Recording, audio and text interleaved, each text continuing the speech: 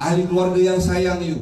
You ada pasangan hidup, you ada anak-anak, you ada rakan kerja sebaik macam Cik Azrul, ada sisi yang baik, ada nurse yang baik, ada organisasi yang baik. Kena ingat, kalau hari ini kita rasa stres, rasa susah, memang itulah yang kita patut rasa, sebab laporan menunjukkan KKM understaff.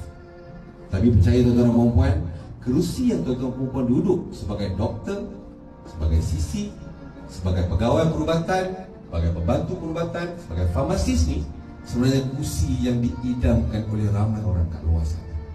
Kalau hari ini kita rasa semak dengan bos kita, ada orang bos pun tak ada, gaji pun tak ada. So saya sarankan tuan-tuan dan puan, kalau hari ini sedang berdepan dengan cabaran, hadap cabaran dengan penuh rasa syukur, kerana tanda kita diuji adalah tanda Tuhan masih sayang kita. Kalau kita rasa penat, itu tanda kita ada kerja. Kalau kita rasa rumah kita bising, itu tanda kita ada anak, kita ada suami.